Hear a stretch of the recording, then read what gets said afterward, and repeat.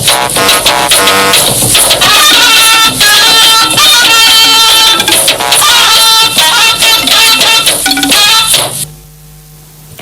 evening and welcome to the news. As usual, the Wednesday package is an hour and a half of news, reviews, previews and interviews with special focus on unfolding events within the country, analysis of policies and impact, and a third eye on issues concerning Nigerians in different parts of the world. All right, let's take a quick look at the lineup tonight. To his call from this estate last night, while the fire and smoke from the explosion have cleared, many residents of Abuja area are still in shock and fear in the wake of the devastation it left behind. We will be speaking with some of the victims in the course of the bulletin.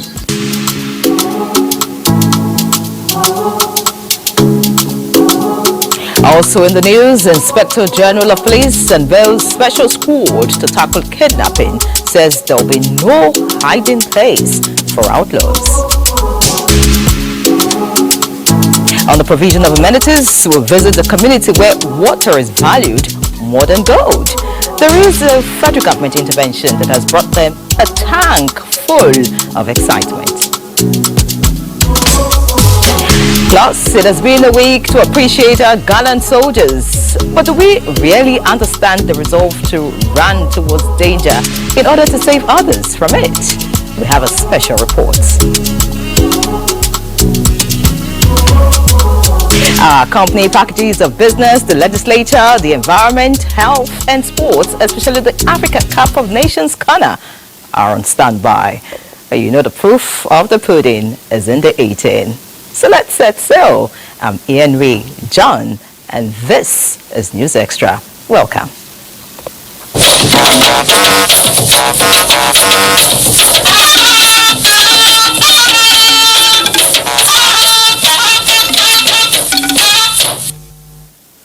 The Federal Executive Council has directed various committees of the Presidential Council on Industrial Revitalization to hasten up conclusion and recommendations that will facilitate reduction in the rising cost of living and doing business in the country. This was one of the major issues that received attention of the Council during its meeting this Wednesday. State House correspondent Musbao Dan Wahab has more. The Federal Executive Council opened a new chapter with the first meeting in year 2024, and the issues for consideration pointed toward goals for the year and the sense of urgency with which the Tinubu administration aims to work henceforth. A $1 trillion economy remains a priority goal the current administration is working at. It is only important to tackle any impediments along the way.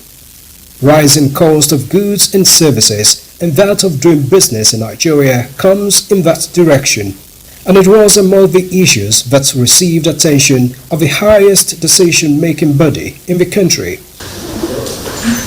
As the Information and National Orientation Minister, Mohammed Idris, led the relevant ministers for the briefing, the resolve of the government is to immediately promote local industries and remove the hindrances to ease of doing businesses, including multiple taxation, custom tariff, infrastructure decay, among others. We have been mandated and charged to come up with the resolution from those committees as quickly as possible. And when this is implemented, we expect to see more creation of jobs, drop in prices of goods and services, and a total revival of the economy. And we assured the effect that we will do all that is necessary to come up with the resolution as quickly as possible so that Nigerians can begin to enjoy the shared prosperity and the renewed hope agenda in 2024. In the same direction, the cost of pharmaceutical production and the worsening human resources shortage resulting in soaring costs of products and services in the sector were also considered.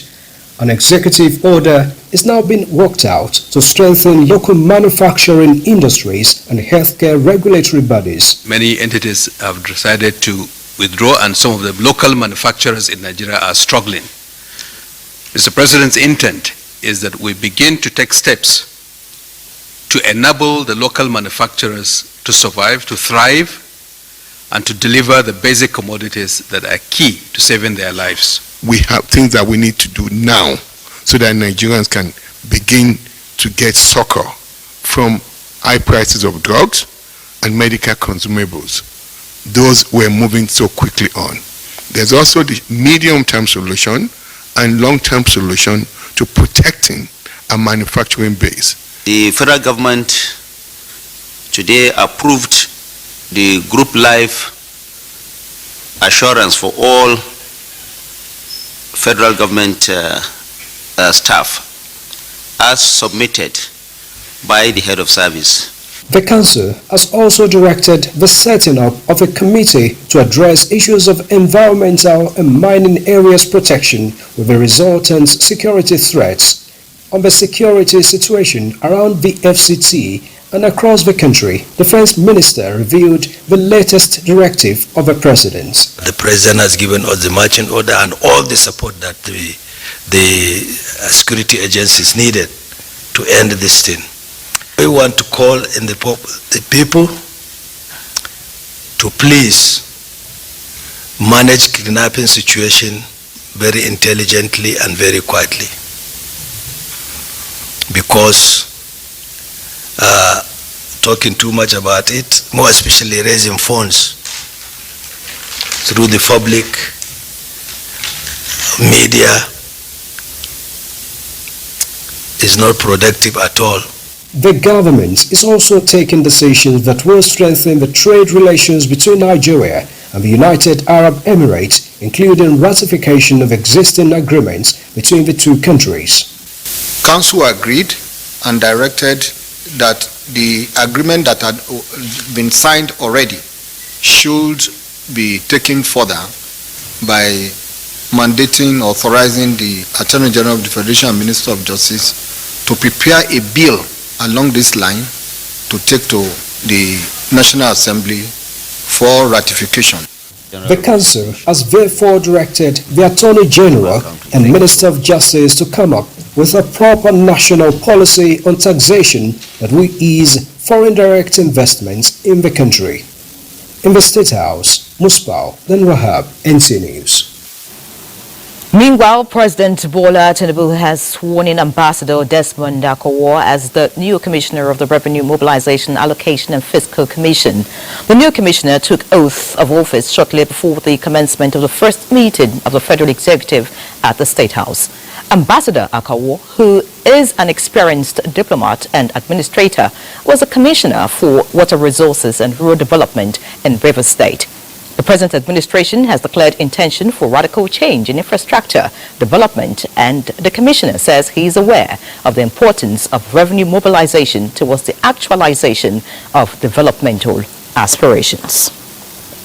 I believe the most important thing is that we still have quite a lot to extract from our blue economy. We have a lot to extract from the solid mineral. The mono economy that we have today is not comfortable.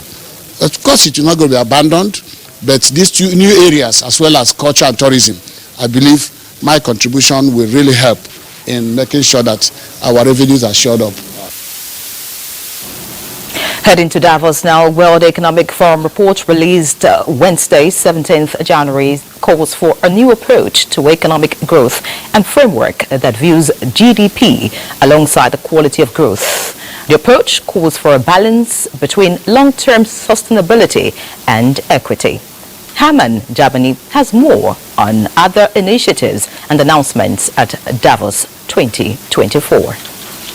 The makers will take up issues like ensuring a sustainable Middle East and North America, working on crackdown on plastic waste and the search for ways to maintain life on Earth amid growing threat to biodiversity. Haman Jabani, NTA News. And by 2050, estimates indicate that the global economy will double in size and will serve a population of over 10 billion people. In this context, improving energy efficiency is critical to delivering an affordable, secure and climate-aligned future. What companies and governments can do to promote economic growth with less energy featured prominently at the ongoing World Economic Forum. Charles Alpha reports. For climate, nature, and energy, It's one of the core themes being discussed at the ongoing World Economic Forum's annual meeting in Davos. Leaders gathered at the forum are discussing how to develop a long-term systematic approach to achieve the objective of a carbon-neutral and nature-positive world by 2050 through the provision of affordable, secure and inclusive access to energy, food and water. Since its launch in 2020, it has raised almost $43 million to support early-stage entrepreneurs with solutions to critical challenges such as fresh water shortages, ocean degradation, deforestation, as well as biodiversity loss. These include protecting more than 56 million hectares of national habitats and the treatment of more than 350 million liters of wastewater. Professionals at the ongoing World Economic Forum say setting the world on a path to reaching climate targets while enabling growth and fostering energy, food and water security requires a rapid transition away from fossil fuels to renewables, improving energy efficiency and cutting all greenhouse gas emissions. So what do we need to do now?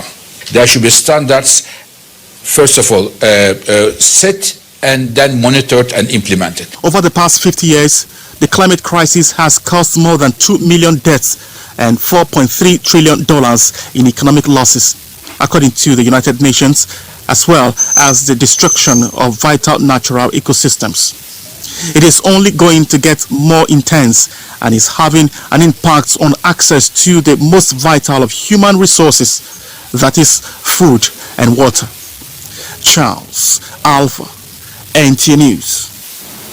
Away from Davos now, back in the country, we head straight to the Paysetter state where President Bola Tinubu expresses sadness over the devastating explosion that occurred Tuesday night in Ibadan, the Oyo state capital, which killed 2 persons, wounded about 80 others, destroyed several buildings and vehicles. In a condolence message, the president notes that it is worrisome that the cause of the blast has been attributed to activities of illegal miners. Those behind the inexcusable and reckless behavior, he says, have created conditions for the sad incident to occur and must be fished out and punished.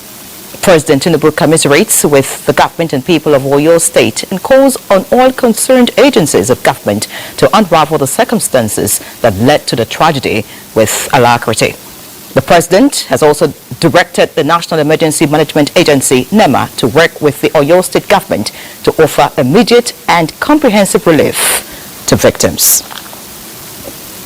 Meanwhile, Speaker of the House of Representatives, Tajuddin Abbas, calls for full-scale investigation as well as possible arrest and prosecution of those suspected to have caused the explosion that rocked parts of Ibadan Tuesday night.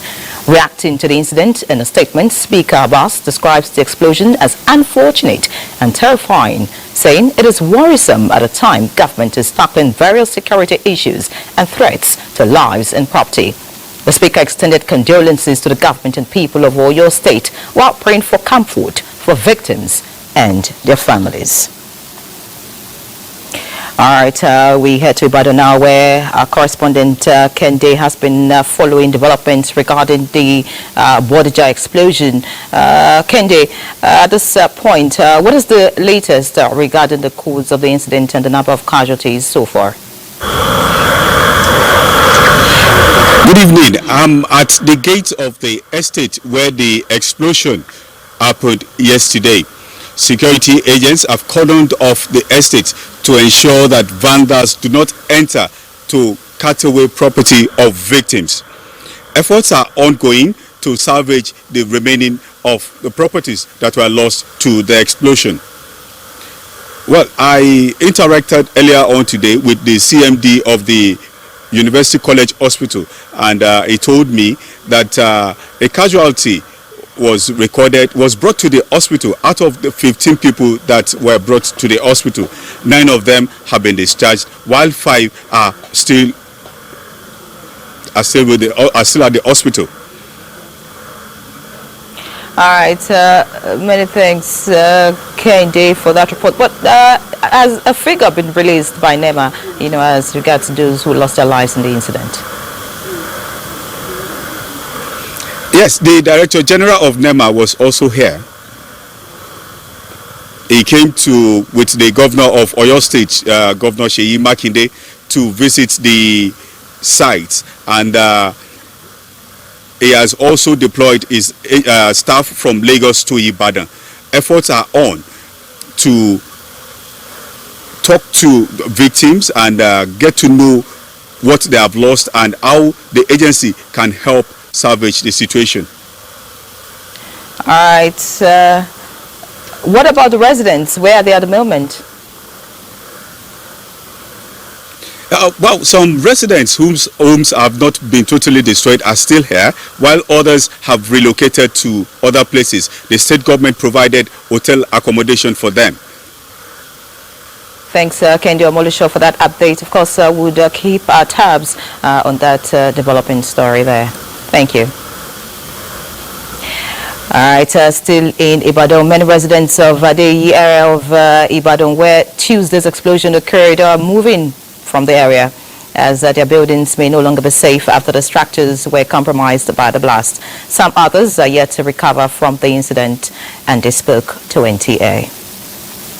I was in my kitchen cooking, all of a sudden we had a blast and all the glasses were splattering, everything was, we couldn't even explain what was happening. Because at first after the blast, the big blast, everything started shaking up. So before we knew what was happening, two of my children got injured. I think due to the shattered glasses. So we went to the hospital to treat them, and alhamdulillah, they are okay on their feet. The hospital to treat them, and the neighbors, a lot of aged people to say. I had to transport them to hospital, to the nearby hospital. That yesterday night, this Redeemer's Hospital, I went 3 trips taking them there. Some were due to. I've never experienced something like this. I've only seen it in movies, and now everything was just 1 second. Everything was happening. The next second. A very sad experience there, and at this point we have the zonal coordinator, National Emergency Management Agency, NEMA, Mustafa Habib Ahmed, who has described the explosion that wrecked an area in Ibadan as tragic and a monumental loss. The NEMA board stated this in Ibadan while on an on-the-spot assessment of the site of the explosion. Eliasu Yakubu reports. The DG NEMA, who was received at the site by Oyo State Governor Seyi Makinde alongside other government officials, said all arrangements have been concluded to provide relief items to alleviate the sufferings of the victims. He said NEMA has since deployed its search and rescue team to the affected area for possible rescue of some victims who may be under the rubble of the explosion. Regulatory bodies must all sit up. Where we have people keeping piles of explosive in a residential area is not acceptable. Disaster management is everybody's business. If you see something, you say something. The state governor thanked the federal government and NEMA for the swift response. Governor Makinde said investigation into the remote and immediate cause of the explosion have commenced with a view to identifying the culprits. Preliminary investigation revealed that 3 persons died and more than 70 others injured, with many houses, cars and other property destroyed following the explosion. From Ibadan, Oyo State, Eliasu Yakubu, NTA News. Similarly, the Minister of Solid Minerals Development, Dele Alake, directs the ministry's mine officers who are already on site in Ibadan to join ongoing investigations to find out the immediate cause of the explosion.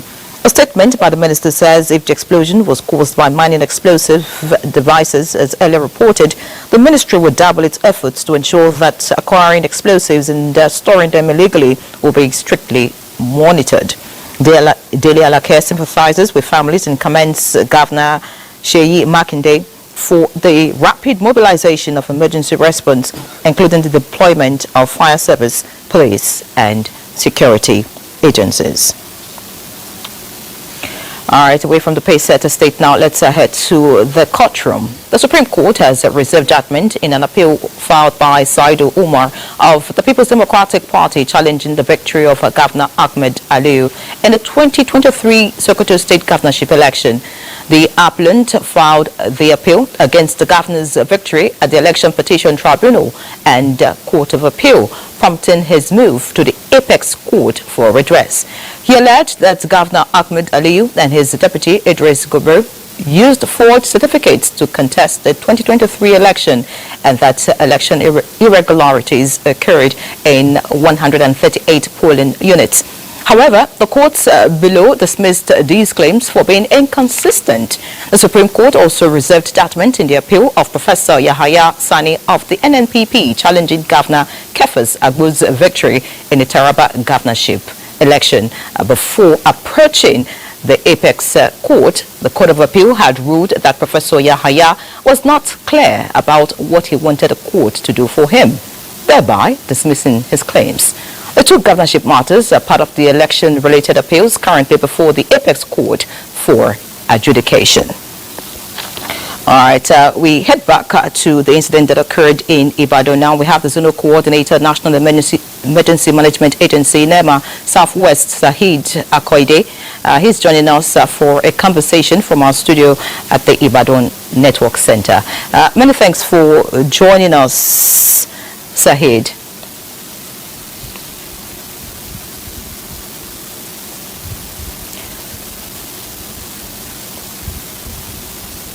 Saheed Akoide, can you hear me? All right, the Zonal Coordinator of NEMA there, of course, would get to speak to him in the course of the bulletin. Let's look at other stories at this point now. All right, looks like Akoide is ready. Mr. Akoide, can you hear me? Good evening.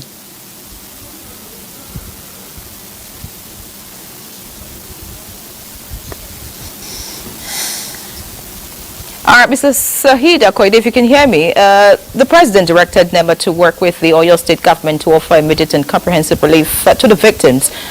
Could you please tell us when NEMA is at this point in terms of compliance?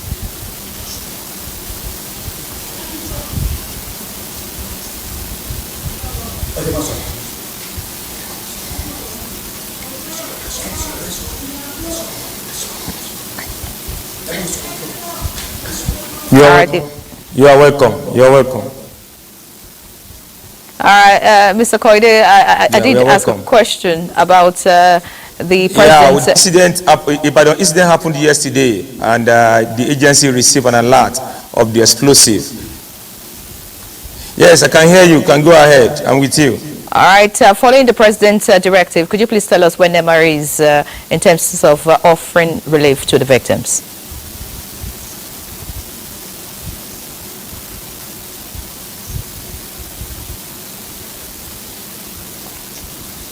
Mr. Akoide? Yes, I'm ready. Yes, I can hear you. Good evening. You are welcome. Did you get my question? You can go ahead. You can go ahead. I can hear you. Mr. Akoide? Yes, I can hear you. Looks like we have a bit of an issue with that connection right there. But as soon as Mr. Akoide can hear us loud and clear, we'll definitely get back to the discussion on the activities of NEMA in Ibadan. All right, looking at other stories. Okay, I hear Mr. Akoide is ready. Mr. Akoide, if you can hear me, could you please respond to my initial question? To assess. Could you please respond to my initial...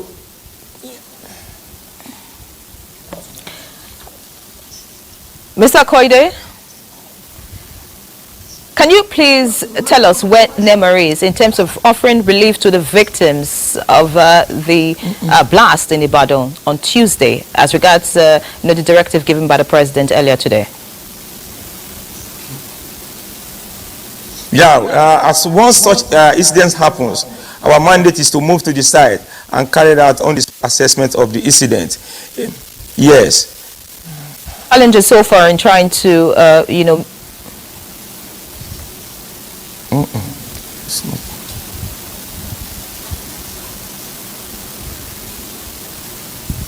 All right, many thanks, Mr. Sahid Akoide. I'm sure we'll join you at some other time to let us know how NEMA is dealing with the situation in Ibadan.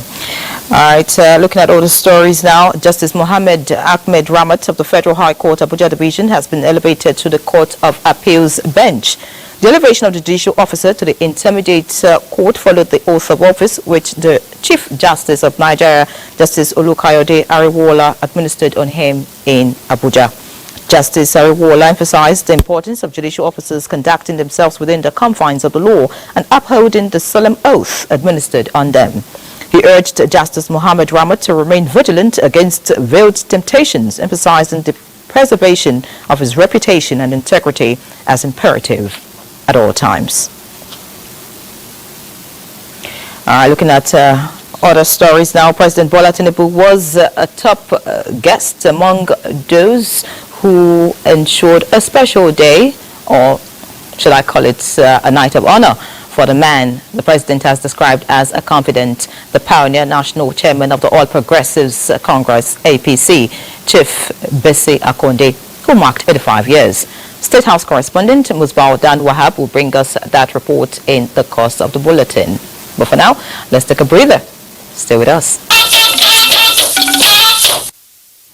Welcome back. President Bola Tinubu was a top guest among those who ensured a special day. Maybe I should call it a night of honor for the man the president has described as a confidant, the pioneer national chairman of the All Progressives Congress, APC. Talking about Chief Bisi Akonde, who marked his 85th birthday in the State House. And Musbao Dan Wahab has the report. President Bola Tinubu certainly knows how to make entry on a special day. His wife, Oluremi Tinubu, was handy. I want the applause to 85th continue. year is a milestone for Chief Bisi Akonde, but his close ally decided to make it even more remarkable with a presidential dinner. And then, the birthday bash turned out to be a political family affair with flashbacks on the concept of alliance that brought about the today's largest political party in Africa, APC. Tonight, It was a befitting day of honor for one of the midwives of a great merger. Those who have leveraged on the platform and mentees of sorts would here pay respect and be a celebration of life and values. How many in Nigeria today can be able to showcase such kind of credentials? And he did it with grace. He did it with humility. The National Assembly is very proud of you. We are happy to also inherit and be partakers of your service of sacrifice politically for this nation. We thank the foundation father of this our party. With wisdom of the past and understanding of the present dynamics, followers of the pioneer APC chairman believe Baba Akande is still a repository of knowledge, crucial as a support base for the current administration. We pray that you will continue to support your friend, because your friend has come at a time that Nigeria needs somebody like him. It was my first time learning politics. I know how to get things done, demolish that building and build that road, but I really did not know how to bring strange bedfellows together. That was when I saw the very stylish leadership qualities of Bisi Akonde, and I learned a lot from him. A sense of responsibility which makes everyone around him feel comfortable, feel inspired to follow him. It's like, the honey, and we, the young ones, are the bees, always seeking out for his knowledge, for truth, for guidance. We are blessed to have him. See me standing before you. I am the President of the Federal Republic of Nigeria. Years of enduring partnership have yielded results. President Tinubu counts himself as one of the successors of Chief Akonde and also recommends him for those who wish to succeed in politics. Anybody who wants something to learn should see Chief Bisi Akande, both about good and about bad leaders. Anyone who wants to learn about forgiveness, candor, reliability should see Chief Bisi Akande. It was a surprise package which obviously achieved its aim. Like I was when I was 70, so I felt this morning when I read about this. And here we are. I don't know what you see in me, and I don't know what young people see in older people, but I will retaliate by attending your 100th birthday before I die. Give me a B. The highlight was rightly handed by the First Lady, Oluremi Tinubu. And what is that? Baba and one more KKK. God bless you, sir. From the State House, Musbah, then Wahab, NTA News. All right, away from the State House now, Minister of Information and National Orientation, Mohammed Idris Malagi, has charged the Governing Council of the Nigerian Institute of Public Relations to promote professionalism and excellence among members of the institute. The minister also reiterated the need to partner with the government at the federal, state and local government levels to contribute to the growth and development of Nigeria. Haman Jabani reports that 24 new members were also inducted into the institute. The inauguration of the Governing Council of the Nigerian Institute of Public Relations 2023 to 2025, elected on the 28th August 2023, is in line with the provision of the Act Cap N114, Laws of the Federal Republic of Nigeria, which establishes the institute as the nation's only professional body charged with the responsibility to regulate the practice and development of public relations in both public and private sectors in Nigeria. It is in the light of this that the Minister of Information and National Orientation, Mohammed Idris Malagi, deemed it right to inaugurate the Governing Council to perform its duties and to use the body of knowledge in the institute to create and to come up with relevant programs and activities to promote better understanding of the 8-point agenda of President Bola Ahmed Tinubu administration. Our reputation is very important and dear, not just for all of us as professional colleagues, but for our country as a whole. The NIPR should design, in conjunction with government, communication strategies that will drive the renewed hope agenda of President Bola Ahmed Tinubu. And recently we have written to NTAs, various agencies of government, departments, to draw their attention to the protection of the act. The president also inducted 24 new members of the institute. I believe my membership of this institute will expose me more to this network and will also expose me to relevant literature that will help in shaping the work we are doing. The institute assures the federal government of its support to better the lives of Nigerians. Hamman Jabani, NTA News. The Nigerian Television Authority, NTA, will be implementing policy reforms geared towards boosting its productivity and for a positive turnaround of its operations. This is as the Director General, Salihu Abdulhamid Dembos, formally receives reports of committees set up to herald changes in its scope and mandate for optimal results. Tokme Alabi reports.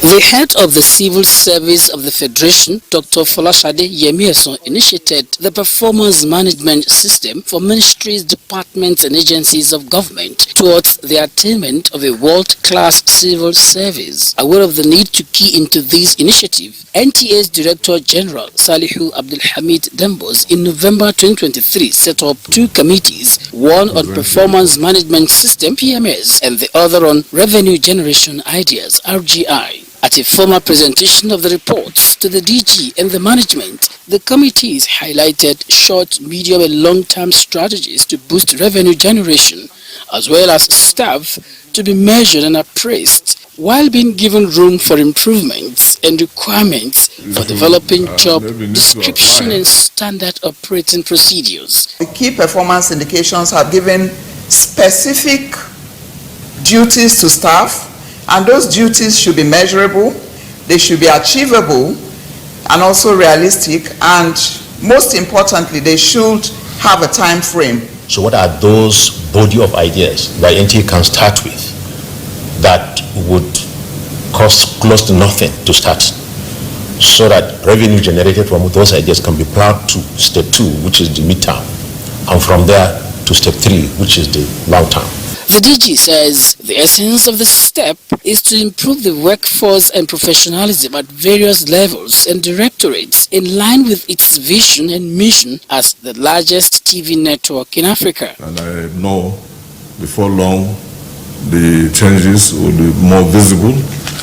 So far, technically, we have advanced. So management-wise, and in terms of day-to-day running of our organization, we must also have to do the same. And we must have to also beef up on our revenue collections. The management is expected to look into the reports, while the DG promised to set up an implementation committee in this regard. When with this document presented to the DG, NTA is set to ensure that it gets to the next level and the fortune of the authority is turned around. In Abuja, Tokwe Alabi, NTA News. Many thanks, Tokwe. Let's now take a look at security matters now in a bid to effectively combat banditry and other security challenges in the territory. The Minister of the Federal Capital Territory, Nyesom Wike, has interfaced with critical stakeholders at a town hall meeting in Buari. Onoze Yakubu reports that the minister promised to provide logistic support for security agencies. Thank you, Father, for the safe arrival. Traditional and religious leaders from Buari Area Council and other critical stakeholders, including the former senator represented the FCT, Philip Tanimu Aduda, represented the communities bedeviled by activities of bandits. The meeting is an interface with the FCT Minister Nyesom Wike on the security challenges bedeviling the council in recent times. At this juncture, I consider it highly pertinent to stress that the sheer siege and the difficult terrain of the council has made the security challenges even more mountainous and daunting. We are having 3 boundaries of state: Niger State and Kaduna State and Nasarawa State. Because of the inflow of humans in Buari Area Council, that's why we are receiving a lot of challenge. To give them more support. You know, all these people that are kidnapping our people, the type of guns that they are holding, our police don't have such type of guns. The hunters group, the vigilantes, they also need support. They have been doing very well. After listening to the passionate appeals from these community leaders, FCT Minister Nyesom Wike says in line with the presidential directive, all the necessary support will be provided to ensure safer nation's capital, saying that enough is enough. It is not by mere talking. We are serious. Security agencies will not have any reason to say that they are not equipped. We will provide everything required. Statistics indicate that Buari Area Council has 16 districts with more than 90 villages and hamlets. Villages around border communities with neighboring states are worse hit with recent attacks. Onoze Yakubu, NTA News. Meanwhile, the Nigeria Police Force has unveiled a special intervention squad to tackle kidnapping and other criminal activities in the Federal Capital Territory. The Inspector General of Police, Kayode Egbetokun, says with the inauguration of the SIS, similar initiatives will be replicated in states neighboring the FCT to effectively combat criminal incursions. Francis From reports. Kidnapping, one chance and other criminal activities in the last couple of weeks have been a source of concern for residents in the Federal Capital Territory.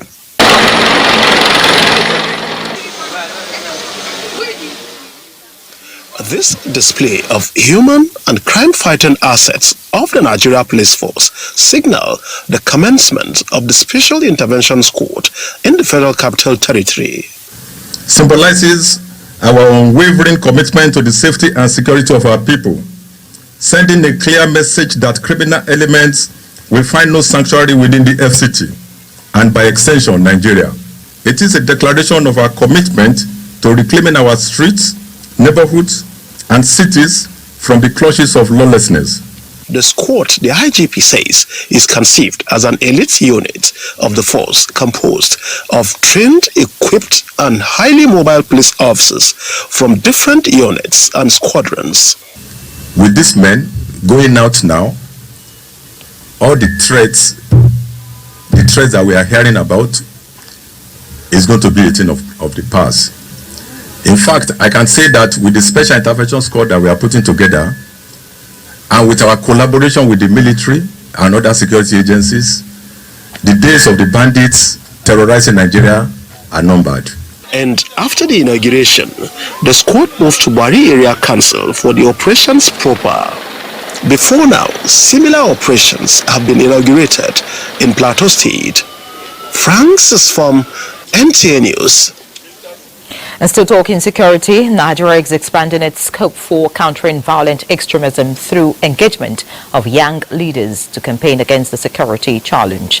Defense correspondent Ismail Musa reports that the Office of the National Security Advisor and partners are also taking measures to ensure communities take part in this campaign.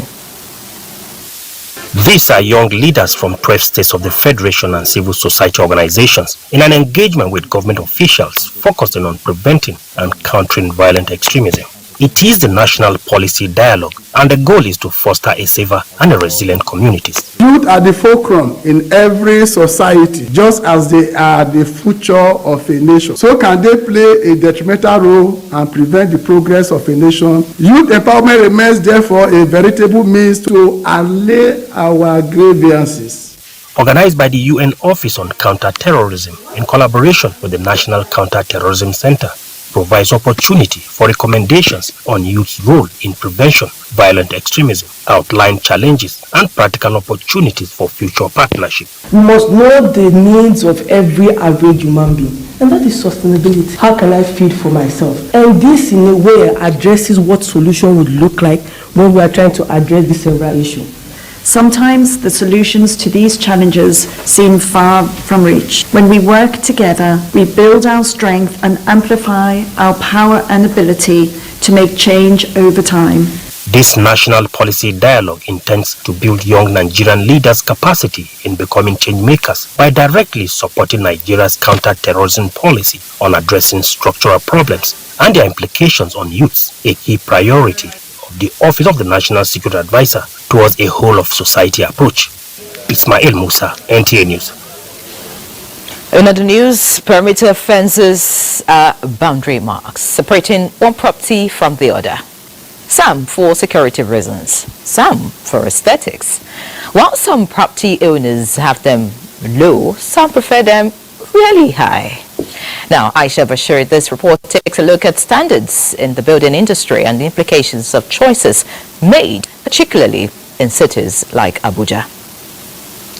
42-year-old Chiana Telpase Solomon is a father of 6. In his claim, economic hardship had led him to the choice of selling his 4th child.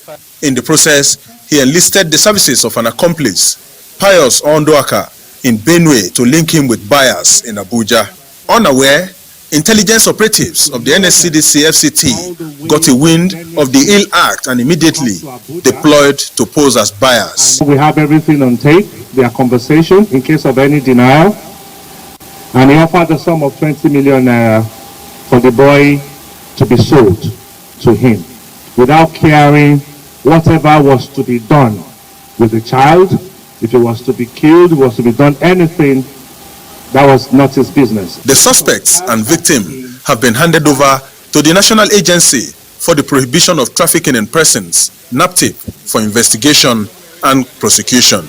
NAPTIP is going to do great on this matter. We're going to investigate the matter of the matter. I believe for him to have said there is a she-goat, meaning there are other victims somewhere, hiding somewhere. We'll get back to you at the end of the day. The command reiterates commitment to reduce crime and place order and protect the dignity and sanctity of life. Onotu Yakobo, NTA News. That report is on a father who attempted to sell his 8-year-old son. And of course, as you saw in that report, NAPTIP and other security agencies are doing their best to ensure that he's been dealt squarely for that. All right, let's go back to the implication of fences as Elliot mentioned. Which is better, high or low? Let's see this report. As demarcation between houses are not new to any society or people, fences have existed from pre-colonial Africa to modern day. However, what is new in modern society is the high walls of some buildings, which oftentimes become a danger to occupants rather than for protection. A popular saying states that good fences make good neighbors, but it is a different story in Nigeria, where high walls are assuming another dimension. If people build high fences, it's their own opinion, because they think maybe they're going to be safer when they are inside a high fence house. Once the fence is too high, if another enters in, you are not secured. If it's average, at least you can look through the window, you can call the security agencies to help you, that your neighbor is in trouble. Fences not only beautifies the home and safeguards it, it can also help against unfriendly neighbors and again prevent the same neighbors from coming to the rescue of homeowners in a disaster situation. The standard height for a fence on the front side is 2 meters. You have 1.4 meter to block wall, while 0.6 of the meter is iron grille. But circumstances, maybe for security reason, the fence could be higher where necessary. But in a situation where it is not necessary to have a high fence, the authority reserve the right to remove such fence. With a fence like this here, occupants of properties such as this may have to reconsider if this protection will not become more of a danger to them in the case of security breach. Aisha Bashir, NTA News. Well, thanks, Aisha, for that package. But you know what some people say, that if you're fortunate in life, it's better to build a longer table rather than a taller fence. All right, you want to think about that. But let's look at this now. In today's world of conflict, soldiers live lives of sacrifice. I'm sure you agree in the discharge of their all-important role of protecting the nation from external attack, peacekeeping missions, and internal insurrection. They put the nation above personal, family, and other considerations. Their lives entail immense bravery and selfless services to the fatherland. Now, as the nation celebrates the heroes of the country and honors those who paid the supreme price in what is tagged Armed Forces Remembrance Day, Ebenemi Zetimiola expressed the role of a soldier in nation building. They are Nigerian soldiers. Their lives are on the line every day. They live a life of bravery, sacrifices, and selfless services to their fatherland, on air, on land, and in the waters, through stormy wind, cold, scorching sun, and in hazy weather conditions. You can also see them in the dense forest, deserts, creeks, and high seas. For them, a call to service is a call to serve with heart and mind, one nation bound in freedom, peace, and unity. How far shall we go? Their roles are in peacetime and wartime and are far-reaching. They take up humanitarian services during times of national emergencies. Went for Liberia for peacekeeping and all that. Our own work was military first. There are little or no holidays for leisure and pleasure, no quality time with family and friends. They keep vigil while everyone else is asleep. My family was really feeling over certain things, lack of care and all the rest. But when I returned, then we live well again. At the front line, they fight with every ounce of their being. In the process, some have lost limbs, while others have paid the supreme price so that the rest of us not only live, but enjoy a united and prosperous nation. It is not as though that the blood that flows in a soldier is different from the one that flows in every other human. What moves them? Patriotism. Love for the nation has inspired in them the ability to transform themselves into superhumans. Men of physical and mental strength, courage and willpower, thick skin, calm and collected. I served in about 15 units in the army. Ended up with Nigerian Military School Zaria, where I made a name because the Nigerian Military School Zaria, the anthem was composed by me. Until tomorrow, they are still singing that anthem. It behoves then on us to celebrate and support the sacrifices and contributions of these nation protectors, not just annually, but daily, to further boost the strength and morals of the heroes of the country. Ebinemi Z. Timiola, NTA News. Indeed, our soldiers deserve all the applause all the time. You know what they say, brave men rejoice in adversity, while brave soldiers, of course, triumph in war. Right now, the federal government has reaffirmed its commitment towards bringing more relief materials to Tunubiri community in Igabi local government area of Kaduna State affected by drone misfire in December 2023. The Commissioner, National Commission for Refugees, Migrants and Internally Displaced Persons, Aliyu Ahmed, stated this while distributing relief materials to the community. Atari Maxwell reports. Residents of Tudunbiri community have continued to receive the desired attention as a result of the December 3rd, 2023 incident. This time around, the gesture is coming from the National Commission for Refugees, Migrant and Internally Displaced Persons who distributed food items to the community. We are very happy. So we are thank good. We thank the Kaduna State government and the federal government of Nigeria. Now we are aware that the government is with us and we are very grateful. National Commissioner Aliyu Ahmed led the team where he condoled with the people and assured them of the federal government's commitment and concern to look into their plight by providing succor to them. We are going to leave them in peace, and we are also calling them to live in peace, to ensure that they live together as one and indivisible community. Tudunbiri is beginning to wear a new look with the presence of government. New structures are springing up. The delegation was at the Sir Kashim Ibrahim House where they commiserated with the government and the people of the state. Governor Obasani says the incident at Tudunbiri has created additional humanitarian burden as the community will require access to quality education and other social amenities in Kaduna. Achari Maxwell, NTA News. All right, let's head to the new world now. Water, they say, is life. However, having access to clean and safe drinking water for all remains a Herculean task to the authorities responsible for its provision. In Duse, the capital of Jigawa State, the news of the Greater Duse Water Project that the state and the federal government are planning to commence soon comes as glad tidings. Mohammed Musa Askira in this report feels the pulse of the residents on this matter. Dutse is the Jigawa seat of power with a total land mass of 1,089 square kilometers, housing a population of about 432,000 according to the National Population Commission's 2022 projection.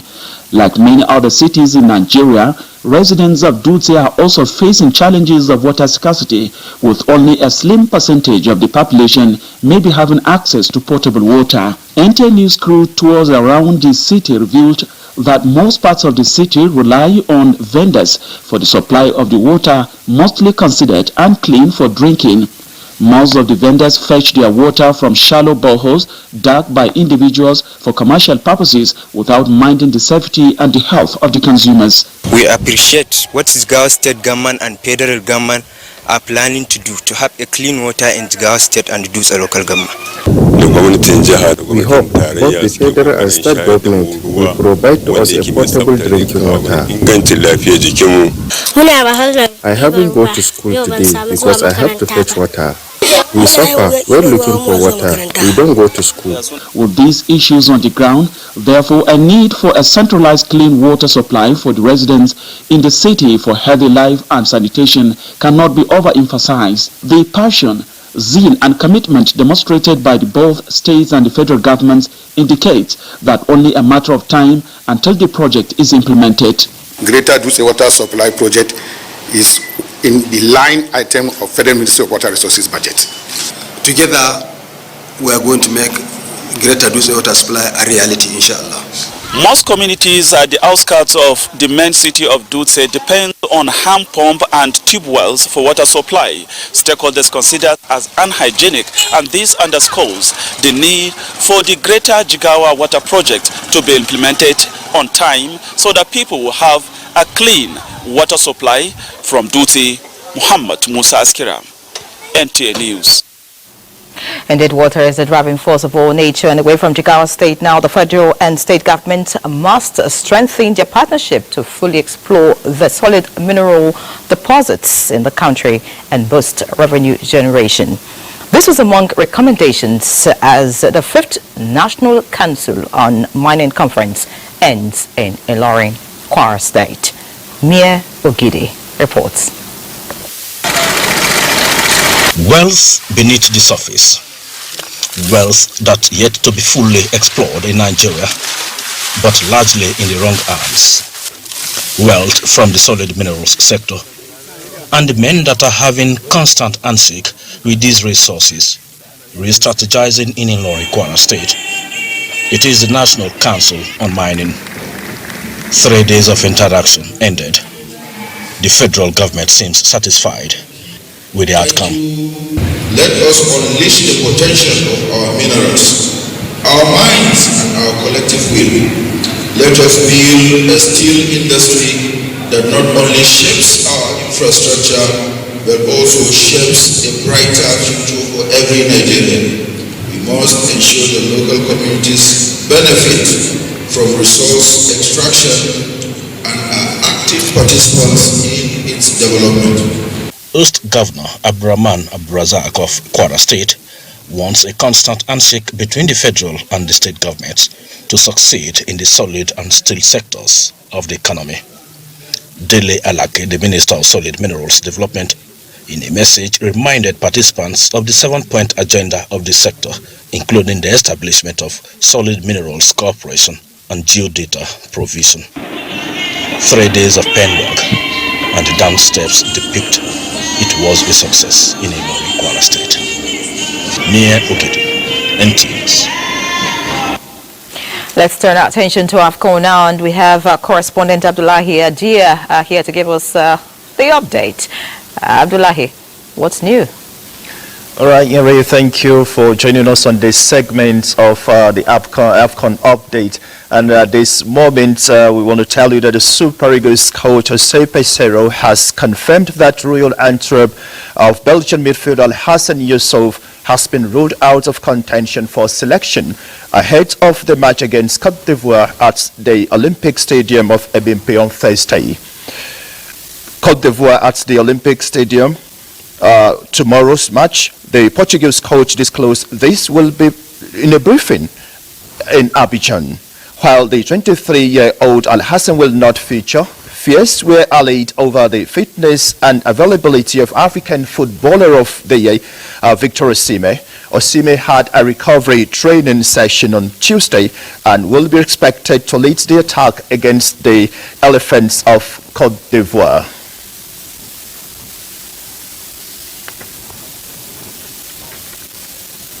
Great opportunity and key opportunity, and no one can touch more in our head. Or the key point is me and my staff know the main reasons. Is sometimes don't listen about the reasons everybody, for it moves our way.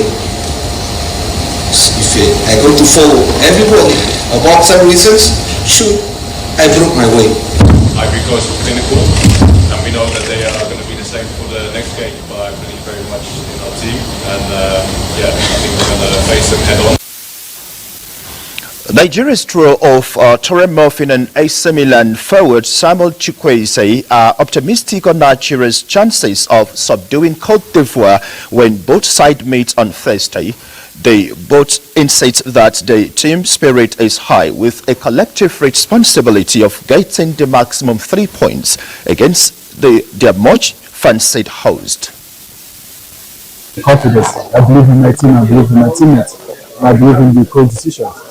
I think against advocates, we're going to do everything to help.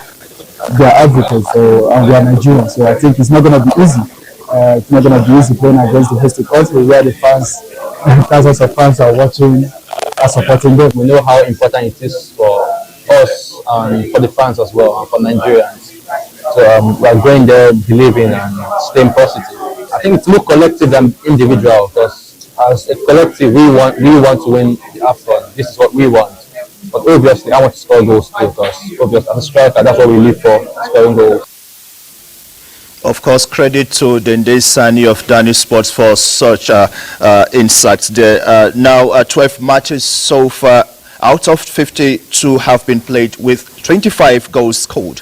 7 wins and 4 draws in the first group matches of the ongoing 2023 Africa Cup of Nations in Cote d'Ivoire. In the first match of today, 2022 FIFA World Cup semi-finalist and tournament favorite team, the Atlas Lions of Morocco, now have 3 points in their kitty at the expense of 10-man Tanzania, who were humbled 3-0, while the match between Democratic Republic of Congo and Zambia, which is still ongoing at this moment, stands at 1-1, and which is also being live by the terrestrial platforms of the NTA. Meanwhile, at the conclusion of round of first group matches, all eyes are now at the Alhassan Ouattara Olympic Stadium of Ebimpe as the Elephants of Cote d'Ivoire and host take on the Super Eagles of Nigeria. Cote d'Ivoire sits top of Group A with 3 points ahead of the Super Eagles, who are joint second with Equatorial Guinea on 1 point, leaving Guinea-Bissau at the bottom of the Group A table with no point. Earlier in the day, Equatorial Guinea will take on Guinea-Bissau in Group A, while record champions Pharaohs of Egypt, who narrowly avoided defeat against Mozambique, are up against 1992 champions, the Black Stars of Ghana. Let's take this special report.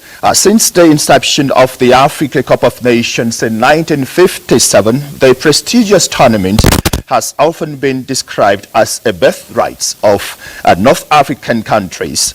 In 33 previous editions, Egypt has won 7 titles, Algeria has 2, while Sudan, Morocco and Tunisia have a title each to their names. In this next report, correspondent takes a look at this trend and the possibility of a North African triumph in Cote d'Ivoire. A Cup of Nations 33 finals, North African countries reached 20 and won 12 titles. It's rare not to see any of these countries in the competition's semi-finals. In Cote d'Ivoire, like any other AFCON edition, they're among the title hopefuls. Arab countries have a decent chance of winning AFCON because they are teams with a long and strong football history. Egypt, for instance, is the founder of the Africa Cup of Nations, along with Sudan and Ethiopia. Algeria, Morocco and Tunisia have huge exposure and experience in Europe. That's why they are amongst the strongest. They frequently finish the competition as runners-up. Algeria and Tunisia are always among the top contenders to at least reach late stages in the knockouts. Former champions Sudan and Libya, the only North African nation without an AFCON title, both missed this year's competition. Some experts, though, say that a quick survey of the continental football statistics may show that North Africa is not as strong as it appears to be. With exception to Egypt, there is a major challenge for Arab countries when they play in the heart of Africa. Algeria won twice, one in Algeria and the other in Egypt in 2019, when the competition had the North African feel. Pictures and fans were close enough to home. Tunisia won once in 2004 when they hosted the competition as well. They also reached the final another time at home. Morocco always appears way stronger in the World Cup and quite feeble in the AFCON. Morocco and Tunisia will be looking to add a second star on their continental jersey this year. Algeria, on the other hand, wants a third trophy to stand strong among the continent's giants. But the road to another AFCON title in Cote d'Ivoire is filled with skillful challengers who will be aiming to push North Africa away from their continental dreams. Arab countries will face very strong competition from the host Cote d'Ivoire and defending champion Senegal. The two teams are very big. They have a wide selection of powerful players, so they will present a big challenge for North African countries to reach the final this year. All right, thank you for sharing your time with us on the AFCON update, and we want to thank the NTA for keeping to its promise for beaming to us live some of these matches, or possibly all the matches, which I think we're still enjoying. Back to Inyere, this is what we have for now. All right, many thanks, Abdullahi, for that update. Now, away from sports, the House of Representatives Committee on Insurance and Actuarial Matters is set to provide the required legal framework that will provide necessary backing for Nigeria Deposit Insurance Corporation, NDIC, to discharge its duty as required by the law establishing the corporation. Chairman, House Committee on Insurance and Actuarial Matters, Ahmed Jaha, stated this at a stakeholders retreat with the Nigeria Deposit Insurance Corporation in Lagos. Bolaji Akim completes the story. This is the first time members of the committee will be having direct discussion with the NDIC management on issues relating to the corporation's mandate, with the theme maintaining a stable and resilient banking system, the role of NDIC. The retreat is to provide a conducive platform for both members of the committee and NDIC management to have a robust discussion on how to safeguard the interests of bank depositors, promoting public confidence and maintaining financial stability in banking and insurance sectors. The committee is ready when given the required knowledge and development to collaborate with the NDIC to make sure that we have succeeded in achieving that.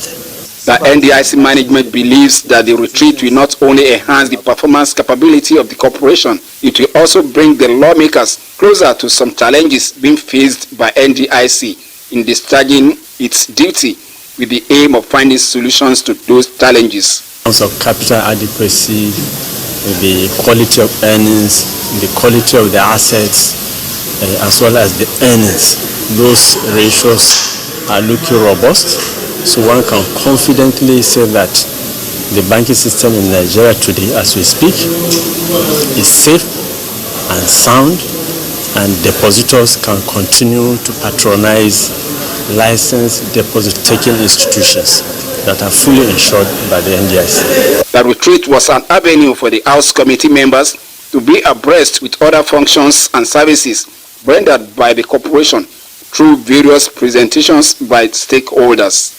In Lagos, Bolaji Akim, NTA News. Let's take a break now. Please remain tuned. Good to know you're still here, and it's that time we talk business. We'll start by telling you that the Nigerian COVID-19 Action, Recovery and Economic Stimulus (NGCAS) program, designed to provide immediate relief to vulnerable Nigerian smallholder farmers and MSMEs affected by the pandemic, is set to come to a close by June this year. Now, the program, which has successfully completed 2 rounds of disbursement, is being invigorated to ensure successful completion. So these loans that are undisbursed come from the IDA. The World Bank give both international development, what is known as International Development Association loan, which is interest rate is about 1%. So we have reached the limit of what we can borrow under this cheap sourcing. So if we disburse quickly, we can free off the envelope so that where we need to borrow and we go to the World Bank, we'll be borrowing cheaper money rather than now where we have exhausted the cheap source, only the relatively more expensive. And now taking a look at the market, investors gain 1.15 trillion naira as the all-share index appreciated by 2.38%. The market closed higher by 2,092.88 basis points, which gives us the bulls today at the end of transaction. The market's capitalization also recorded a gain of 1.115 trillion, with the total volume traded advancing by 19.25% to close at 1.30 billion naira, valued at 16.38 billion naira and traded in 17,471 deals. Sterling Nigeria was the most traded stock by volume with 106.14 million, while Nigerian Breweries was the most traded stock by value with 2.02 billion naira units traded. At the close of trading, the market recorded 45 gainers, 32 losers, and 41 remained unchanged. That is Business News Extra continues. Welcome back. In continuation with its multi-sectoral interventions in critical sectors of development, the Northeast Development Commission has donated broadcast equipment to the Maiduguri Network Center of the Nigerian Television Authority. Managing Director of the Commission, Mohammed Alkali, describes NTA as an assertive development partner that is worthy of every support towards more delivery on its mandate. Tina Turo reports. Thank you very much. The gesture, according to the Managing Director, is in recognition of the immense support and contributions of NTA Maiduguri in propagating the activities of the Commission towards restoring the insurgency-ravaged Northeast to its past glory. Equipment donated by the Commission include a camera, HP desktop, UPS batteries, solar street lights, among others. The Managing Director, Mohammed Alkali, commended NTA for its commitment in showcasing the activities of the Commission and the return of peace to the Northeast. Our role is to see that the NTA perform well, not only with us here generally, in disseminating information about what's happening in the Northeast by essentially the whole country. We will continue to do more through our reportage, through our programming, to enlighten, educate and entertain the public on the dangers of insurgency. The equipment you work it with, if it is a quality one, a modern one, so I believe this will also motivate our operatives. This is an added impetus for us to do even more, to deliver the more. The equipment is going to have a lot of impact to our operations, more especially the UPS battery. Now with the UPS battery, our system will be able to back up the system, and then the camera given to us to enhance our productions. The gesture by the Northeast Development Commission has spurred the Nigerian Television Authority to do even more in propagating not just its activities, but the return of peace in the Northeast. In Maiduguri, Tina Turo, NTA News. Let's take another quick break. All right, that's News Extra tonight. Good night.